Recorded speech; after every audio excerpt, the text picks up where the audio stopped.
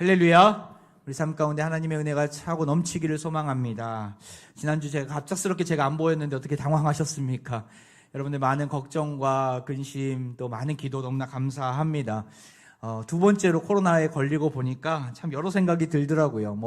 코로나 때문에 목숨이 위태한 상황은 아니니까 걱정과 근심보다는 사실은 오히려 좀 감사한 마음도 많이 들었습니다. 먼저 감사했던 것은 어떤 분은 이제 두 번째 걸려서 너무나 힘들게 지나갔다고 하셨던데, 저 같은 경우는 거의 열도 없었고 또 기침도 잠깐 하루 이틀 정도 있었고, 또 모든 그냥 일상이 그냥 보통 정상인데 이렇게 격리되는 게 맞나라고 생각할 정도로 그렇게 많은 어려움이 없었습니다. 지금도 어저께 어떤 분을 만났는데 목사님 이렇게 질병 가운데 있었던 분이 아닌 것처럼 보인다고 할 정도로 건강을 빠르게 회복하여서 너무나 감사했었습니다. 또 하나는 10월 한 달 참 많은 일들이 있었고 또 많은 행사도 있었습니다. 또 특별히 이번 주 이제 들어가는 월요일부터 특세도 있고 또 참사랑 축제도 있는데, 그 행사와 또 행사 사이 기가 막히게 그 기간에 격리가 되어서 너무나 감사하다. 물론 담임 목사 없이도 물론 행사가 또한 여러 가지 일들이 치러질 수 있겠지만 그래도 제가 너무 불편하지 않겠습니까? 너무나 불안하지 않겠습니까? 그런데 그 기간에 여러 가지 분주하고 또 여러 가지 일들이 참 많은 이 숨 찰 수밖에 없는 이 타이밍 속에서 하나님이 숨 쉴 틈을 주셔서 너무나 감사했고, 정말 푹 쉬고 또 사역의 자리로, 사명의 자리로 이렇게 복귀할 수 있어서 너무나 감사했습니다. 먼저는 하나님의 은혜로 감사하고, 무엇보다도 사랑하는 우리 화평 가족들이 저를 위해서 많이 기도해 주시고 염려해 주시고 또 격려해 주시고 많은 그 누구보다도 애틋한 사랑을 많이 보내주셔서 너무나 감사했습니다. 다시 한번 여러분들이 뜨거운 사랑을 이렇게 여러분들의 사랑을 경험할 수 있는 시간이 되어서 다시 한번 감사드립니다. 다시는 질병 때문에 강단을 비우는 일이 없도록 많은 기도 부탁드리겠습니다. 인생을 살다 보면 참 여러 가지 위기를 겪게 됩니다. 생각하지 못한 위기를 겪게 됩니다. 오늘 아침에 좀 드는 생각은 밤새 안녕하셨습니까? 이거 단순히 인쇄치레의 어구가 아니라 우리 이 시대 속에서 우리가 정말 누구를 만나든 해야 될 인사구나라는 생각을 하게 되었습니다. 우리 옆에 분에게 한번 이렇게 인사해 볼까요? 밤새 안녕하셨습니까? 밤새 안녕하셨습니까? 안녕하셨기 때문에 우리가 이 자리에 있는 줄 믿습니다. 하나님이 지켜주셔서 우리가 이 자리에 있는 줄 믿습니다. 인도네시아에서 그때 최근에 이런 축구 경기를 통해서 많은 사람들이 압살을 당하고 어려움을 당하는 모습을 보면서 댓글에 어떤 분들은 참 이렇게 그 나라의 수준을 안다 이렇게 하면서 악담을 퍼붓는 분들이 있음을 좀 보면서 너무 안타깝다라는 생각이 들었었는데, 우리나라 그 가장 최첨단을 달리고 있는 그 시내 한복판에서 어저께 같은 안타까운 참변이 일어나는 모습을 보면서 잘 사는 나라든 못 사는 나라든 현대 사회를 살고 있든 예전의 삶을 살고 있든 우리는 하나님의 도우심이 없이는 다시금 설 수 없구나. 하나님이 우리를 지켜주시기 때문에 밤새 안녕하게 우리가 지낼 수 있구나라는 생각을 하게 됩니다. 우리 인생 가운데 위기가 찾아오고 어려움이 찾아올 때가 있습니다. 우리는 그때마다 좀 하나님의 은혜를 다시금 경험하게 되는데, 무엇보다도 우리 주변을 많이 또 살펴보게 되는 것 같습니다.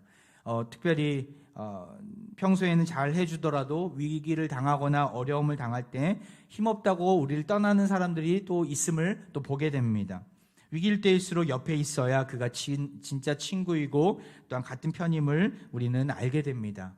다윗에게도 마찬가지였죠. 우리가 계속해서 보는 압살롬과의 그런 관계 속에서 다윗은 큰 어려움을 당하게 됩니다. 반란을 통해서 그는 한순간에 도망자의 신세가 되어버린 것입니다.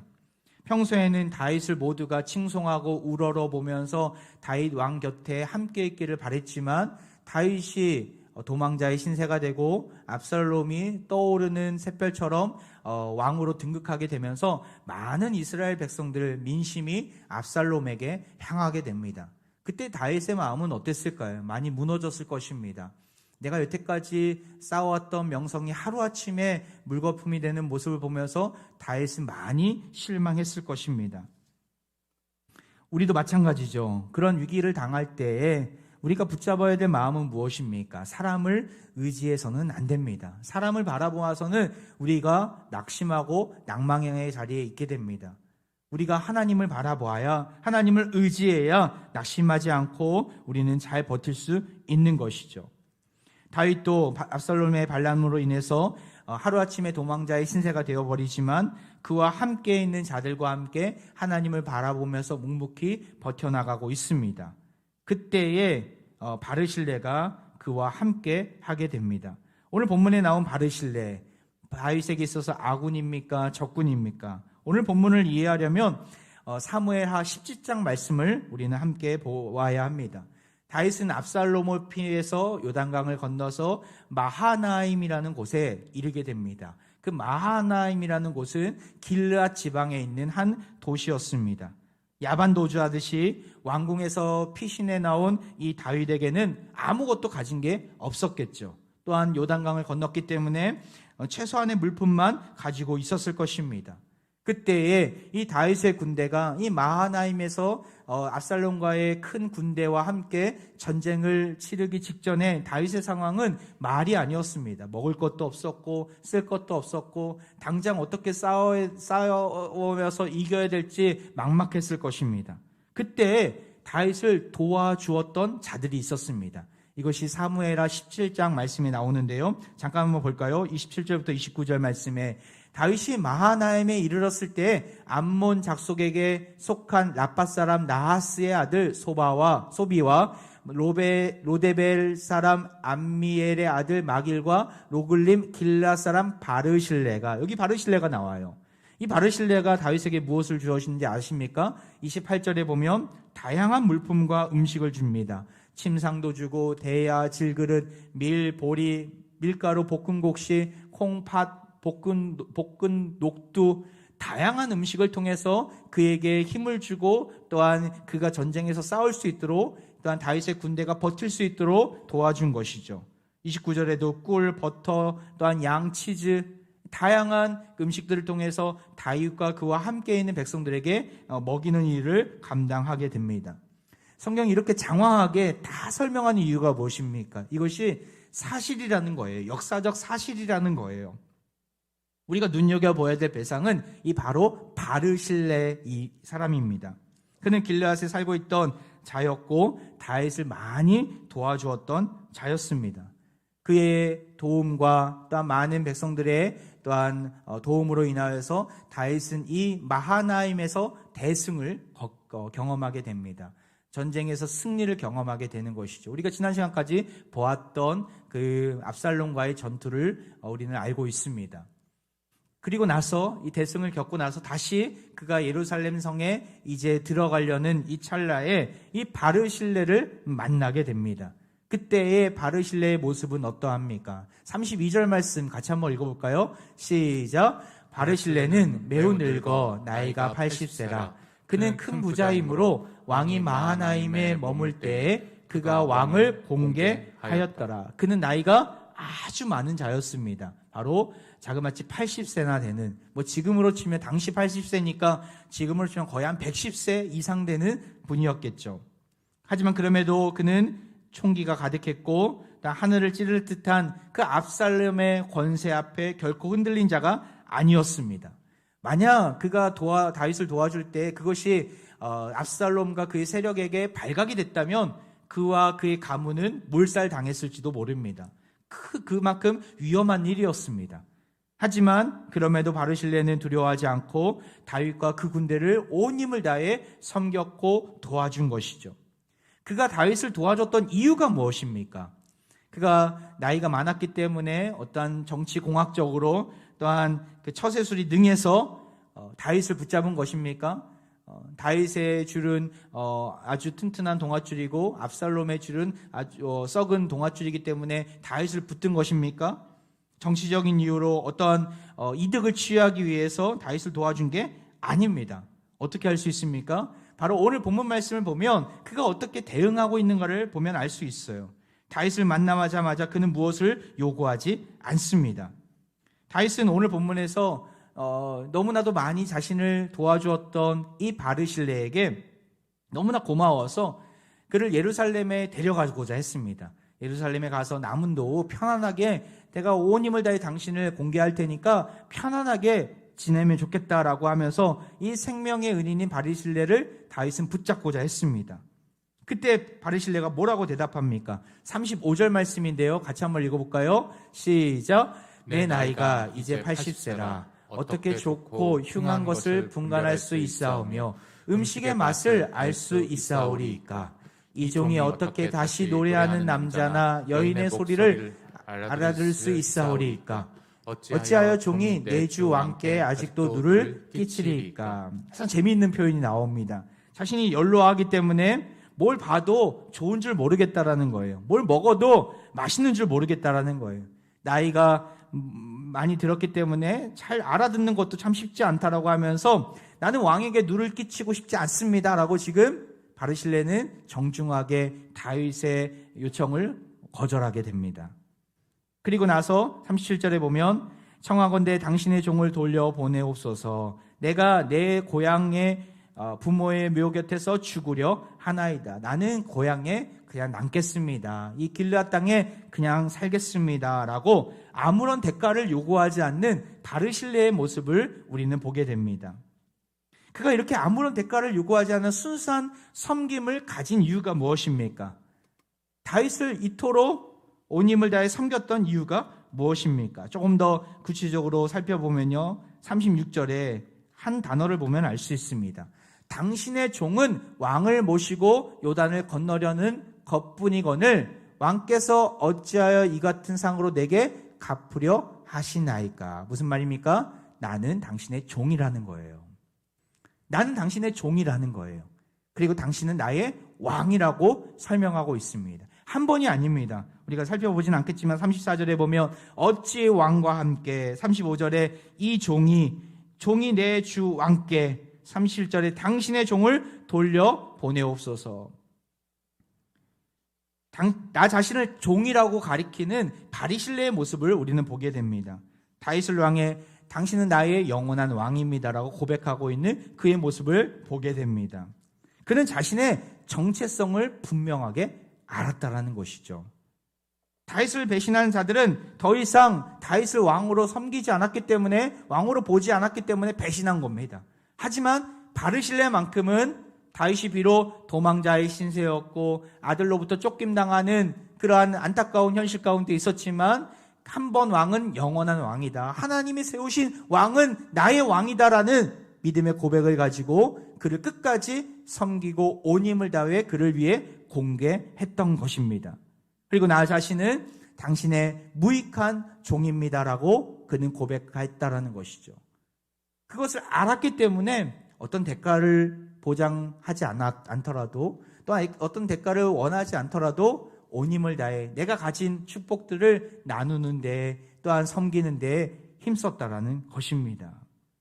전쟁이 끝나고 후에 그 왕이 그를 위해 뭔가를 해주려고 해도 바르실레는 요구하지 않았습니다. 그저 왕을 위해 나 자신이 쓰임받았다는 자체에 만족하며 기쁨으로 여긴 것입니다.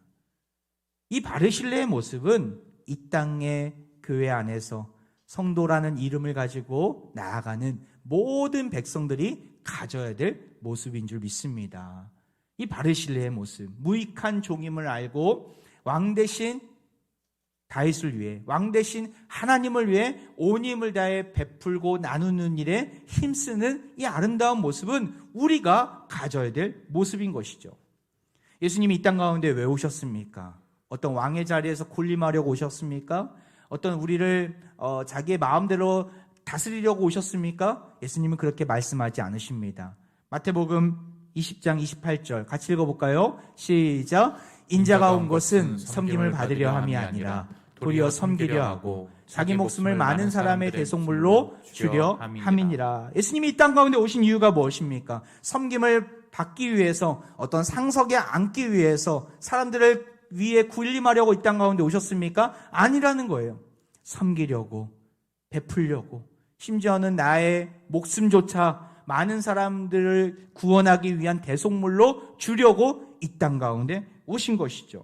결코 자신을 드러내고자 유명해지고자 예수님이 오신 것이 아님을 우리는 알고 있지 않습니까?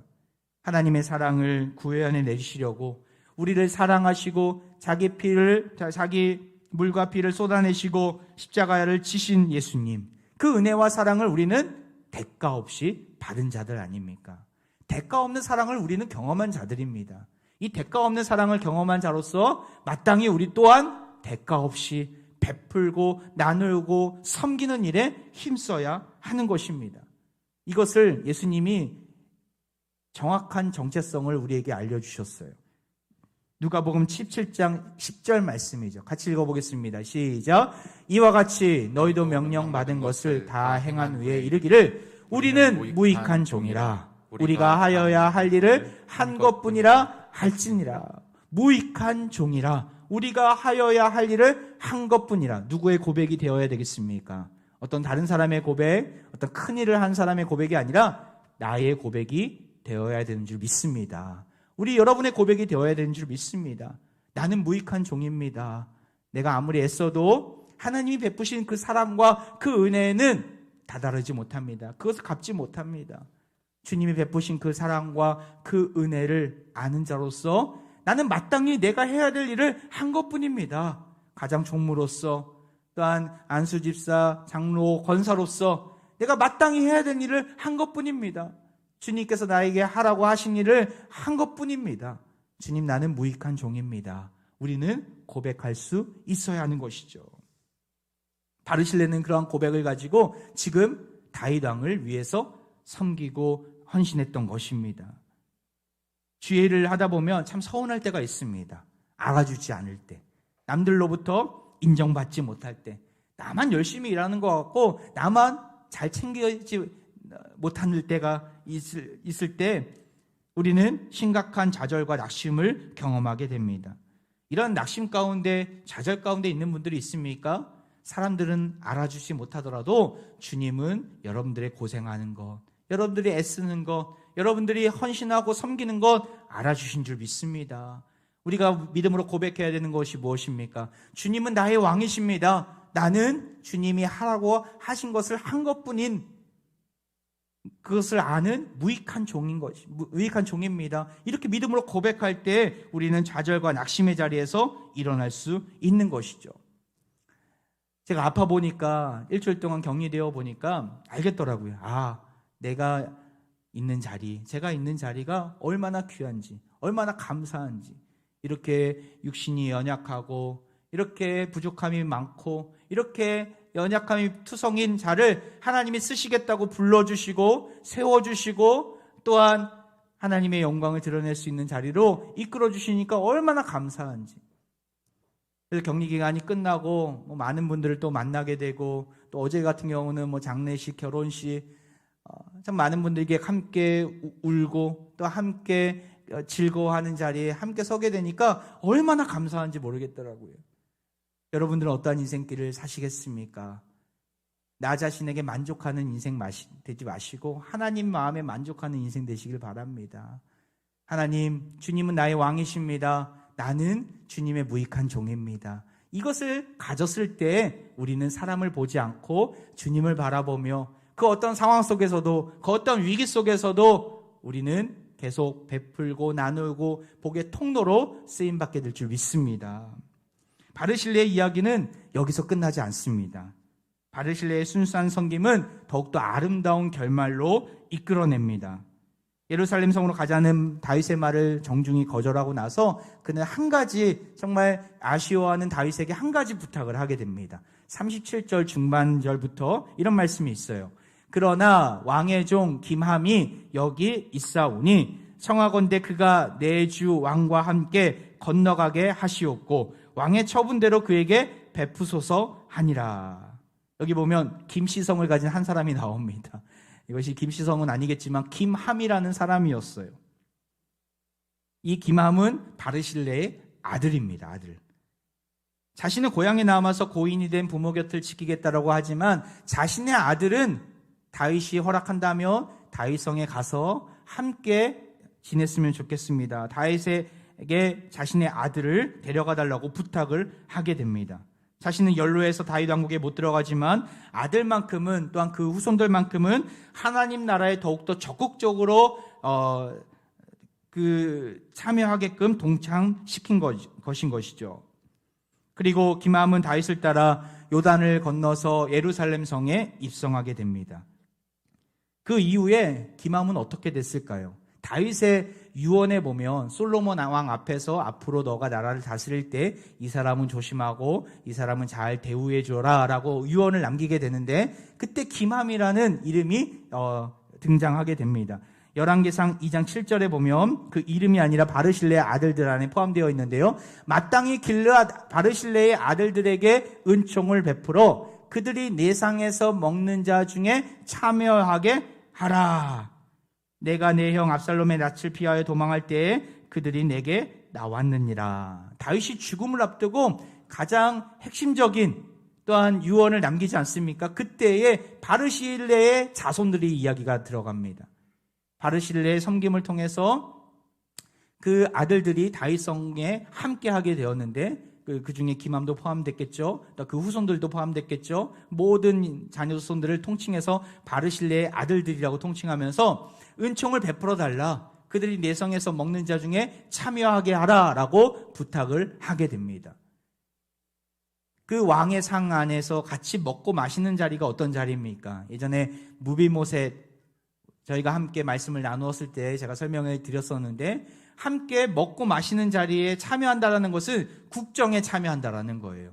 함께 정치를 통해서 하나님 나라를 이루어 가라는 그런 바울의 부탁, 그 다윗의 부탁이 여기 담겨져 있는 것이죠. 얼마나 영광스러운 자리입니까? 비록 바르실레는 나이가 많아 다윗과 함께 할 수 없었지만 그의 자손들은 계속해서 이스라엘 왕국을 건국하는데, 또한 하나님 나라를 세워가는데 귀하게 쓰임받았음을 우리는 보게 됩니다. 그 이후 기맘은 어떻게 되었을까요? 그 자손들은 어떻게 되었을까요? 성경에 딱 한 번 그 기맘에 대한 이름이 등장하게 되는데, 예레미야 41장 17절 말씀이에요. 애굽으로 가려고 떠나 베들레헴 근처에 있는 게롯 기맘에 머물렀으니, 이 게롯 기맘의 의미를 아십니까? 이 게롯 기맘은 사람 이름이 아닙니다. 예레미야 선지자가 이제 예레미야서에서 언급할 때 등장하는 내용들인데, 이 바벨론 느부갓네살 왕이 세운 그다랴 총독이 있었습니다. 그를 암살을 요하난이라는 자가 하게 되는데, 나중에 그를 암살하고 애굽으로 도망할 때 이 게롯 기맘에 머물렀다라는 말씀이 이 예레미야 41장에 나옵니다. 앞에 것은 다 잊어버려도 좋습니다. 이 게롯 기맘의 의미를 알면 놀랍습니다. 이 게롯 기맘은 사람 이름이 아닙니다. 기맘의 여관이라는 뜻이 담겨져 있습니다. 기맘의 여인숙이라는 뜻이 담겨져 있는 것이죠. 성경학자들은 추측하기로는 아마도 이 기맘이 다윗으로부터 많은 칭송을 받고 축복을 받고 결국에는 다윗의 고향이었던 이 베들레헴 땅에, 여기 보면 베들레헴 근처에 있는이라고 써 있는데, 이 베들레헴 땅에 그 지역을, 한 지역을 하사받았다라고 이렇게 추측하게 됩니다. 거기서 아마도 그 지역을 하사받고 이 기맘이 여관을 운영했을 것이라고 추측하게 됩니다. 그럼 베들레헴 여관이라 함은 우리가 무엇을 떠오르게 하는 단어입니까? 바로 예수님이 베들레헴 땅에서 태어나실 때 여관 한켠에 있는 말구유에서 태어나지 않으십니까? 하나님의 구원의 계획이 이토록 놀랍다라는 것이죠. 물론 이 기맘의 여관에서 예수님이 태어났다는 말은 성경에 나와 있지는 않습니다. 아마도 우리가 천국 가면은 분명하게 더 알게 될 텐데, 분명한 것은 이 기맘과 그 자손들, 그러니까 바르실레의 아들들이 계속해서 하나님 나라에 동참하게 되고 귀하게 쓰임받았다라는 거예요. 우리가 잘 알고 있는 다윗의 시편 가운데 37편에 이런 말씀이 있습니다. 내가 어려서부터 늙기까지 의인이 버림을 당하거나 그의 자손이 걸식함을 보지 못하였도다. 이 다윗의 고백이 단순한 고백이 아닙니다. 많은 믿음의 의인들, 하나님을 끝까지 신뢰하며 하나님 나라를 위해 애썼던 그 후손들이 어떻게 됐다라는, 걸식함을 보지 못했도다. 하나님께서 채워주시고 공급해 주셨다라는 것이죠. 주님의 일을 성실히 감당한 의인과 그 자손을 끝까지 하나님이 책임져 주셨다라는 말입니다. 결코 주의 일에 최선을 다하며 참여했다면 결코 하나님은 그 의인들과 또 그 후손들을 나몰라라 하시는 분이 아니십니다. 벌식하도록 내버려 두시는 분이 아니십니다. 내가 주님의 나라를 위해서 헌신하고 또한 섬기는 이 일들 우리 대해서 끝나지 않음을 우리는 알 수 있어야 합니다. 그 결과가 계속해서 우리 자손들에게, 우리 자녀들에게 복으로 나타날 것입니다. 하나님은 이름도 없이 빛도 없이 남들이 다 알아주지 않더라도, 사람들이 다 인정해주지 않더라도 묵묵히 하나님 나라를 위해 애쓰며 기도하며 말씀의 자리에, 기도의 자리에, 주님을 예배하는 자리에 있는 자들을 끝까지 책임져 주신 줄 믿습니다. 우리 인생 가운데 여러분들은 어떠한 모습으로 나아갑니까? 세상 사람들은 대가를 소망하면서 나에게 어떤 대가를 책임져 주는 분에게 붙습니다. 저 사람들이 나의 인생을 또한 내 자손들을 책임져 줄 거라고 생각을 합니다. 하지만 이 세상에 그 어떤 자도 우리 인생을 책임져 줄 사람은 없습니다. 오직 예수 그리스도만이 우리의 인생을 책임져 주시고 우리 자손들을 책임져 주실 줄 믿습니다. 주님이 나의 왕되심을 인정하면서 내 인생과 내 시간과 내 물질과 내 모든 것을 내어 맡길 때에 하나님께서는 우리 자손들 또한 우리 인생을 이끌어 주실 것을 믿습니다. 오늘 바르실레를 통해서 또한 김함 그 자손들을 통해서 하나님이 하신 놀라운 역사들을 깨달았다면 우리가 어떻게 나아가야 되겠습니까? 오늘도 하나님이 우리에게 불러주신 자리가 있습니다. 하나님 말씀의 자리, 또한 기도의 자리, 특별히 이번 주간부터 시작되는 우리 특별 새벽기도 너무나 중요한 시간입니다. 이 암울하고 사망이 가득하고 죄악이 가득한 이 세상 속에서 한 줄기의 빛을 비추는 그 기도의 자리로 나오시길 바랍니다. 하나님의 말씀 가운데 또한 기도의 자리를 통해서 하나님께서 우리에게 힘있게 일으켜 주시고 회복시켜 주실 것입니다. 그 은혜를 사모하고 담대히 나와 바르실레에게 부어주셨던 그 은혜가, 그 복이 우리 인생 가운데, 우리 가정 가운데, 우리 삶의 터전 위에 놀랍게 넘쳐나기를 주의 이름으로 축원드립니다. 이 시간 우리 함께 찬양하며 나아가는데요, 오늘 이곳에 계신 성령님, 닫힌 우리 마음을 열어주시고 주님보다 앞서지 않고 주님만을 신뢰하겠습니다. 나를 사랑으로 인도하여 주옵소서. 우리 고백하며 나아갑니다. 오늘 이곳에 계신 성령님, 우리에게 말씀하시고 우리 가르치소서. 다시 우리 마음 열어주시고 주의 빛으로 밝혀 우리를 인도하소서. 다시 한번 고백합니다. 오늘 이곳에 계신 성령님, 오늘 이곳에 계신 성령님, 우리에게 말씀하시고 우리 가르치소서. 다시 우리 마음 열어주시고 주의 빛으로 밝혀 우리를 인도하소서. 주님보다 앞서지 않겠습니다. 주님보다 앞서지 않고 겸손하게 주님의 말씀 기다리니 주님 손에 우리 드립니다.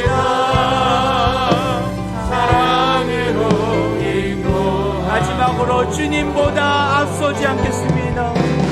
주님보다 앞서지 않고 겸손하게 주님의 말씀 기다리니 주님 손에 우리 드립니다. 사랑으로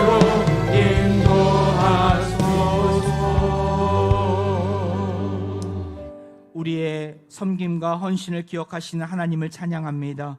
대가 없는 사랑과 은혜를 날마다 경험했음에도 불구하고 세상 사람들처럼 대가 없음에 서운해했고 실망과 낙심의 자리에 있었던 우리를 불쌍히 여겨 주옵소서. 주님, 오늘 말씀을 듣고 바르실레처럼 하나님은 나의 왕이시고 나는 무익한 종임을 고백합니다. 철저히 낮아짐과 섬김의 자리에 서서 축복의 통로로 쓰임받는 인생들 다 되게 하여 주옵소서. 이러한 섬김과 헌신의 복이 우리 자녀들에게도 아름답게 흘러넘쳐서 기맘처럼 바르실레의 아들들처럼 주를 위해 쓰임받는 놀라운 인생들이 다 되게 하여 주옵소서. 이 시간 몸이 아픈 부위 위에 자신의 손을 얹고 기도합니다. 이 시간 연약한 부위 위에 손을 얹고 주의 이름을 신뢰하며 기도합니다. 여호와 라파 되신 하나님께서 주의 오른손으로 회복시켜 주옵소서. 세상 방식은 힘들다 할지라도 하나님은 능히 치료하실 수 있사오니 이 시간 어루만져 주시고 여호와의 의로운 오른손으로 붙들어 주옵소서. 이 시간 화평의 모든 환우들이 예수 그리스도의 이름을 듣고 그 이름으로 다시 일어나게 하옵소서. 우리를 위해 대가 없는 사랑을 보여주신, 자기 목숨을 많은 사람의 대속물로 내어주신 예수 그리스도의 이름으로 간절히 기도하옵나이다. 아멘.